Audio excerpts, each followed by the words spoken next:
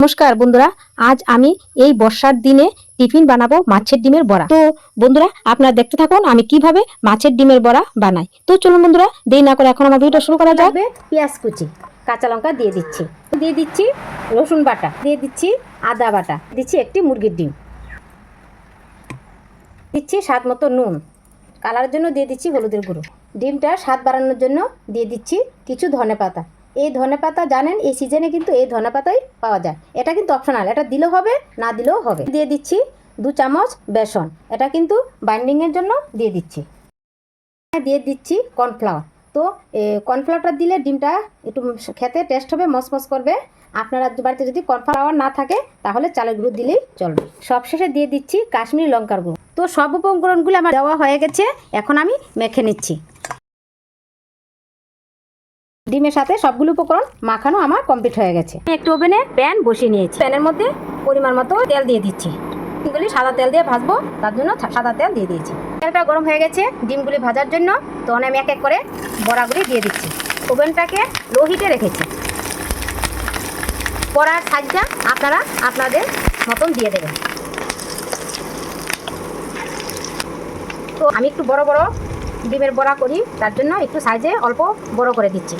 তো আপনারা যদি মনে করেন এর থেকে আরও ছোট ছোট করে খাবেন, তাহলে সাইজগুলি আপনারা ছোট ছোট করেও দিতে পারবেন।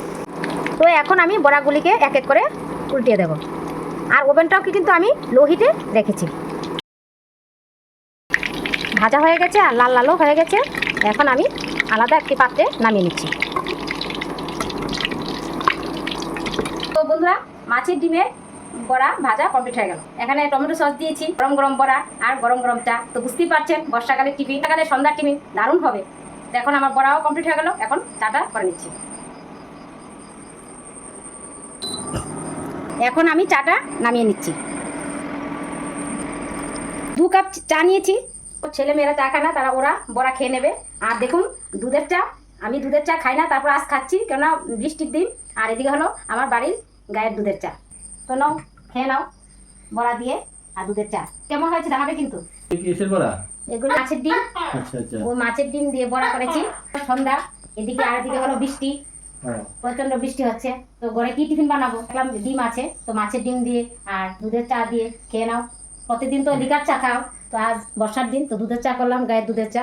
তো ভালো টিফিনের আয়োজন করেছো। আজকে অনেকদিন পরে মাছের ডিমের বড়া খাচ্ছি, কেমন হবে যে খেয়ে দেখি। সেরা তো সেরা হয়েছে, গরম গরম আরো তো ভালো। আবার আজকে ঠান্ডার দিন, আমি বলছি কি আজকে টিফিন হবে, অ্যাডভান্স তৈরি করে নিয়েছি, আমি জানতে পারিনি। সেরা হয়েছে তো টিফিনটা, দারুণ হয়েছে তো। হ্যাঁ হ্যাঁ, খুব দারুণ হয়েছে। তাহলে আমি একটা খেয়ে দেখি। হ্যাঁ তুমি দেখো, দুধ চার সাথে ভালো মানাবে না? দারুণ দারুণ মানাবে। ভালো হয়েছে তো বৃষ্টির দিন। চাটাও তো সেরা, এত সুন্দর চা, এত ভালো চা কিভাবে করো? তো গায়ের দুধের চা তো টেস্ট হবে।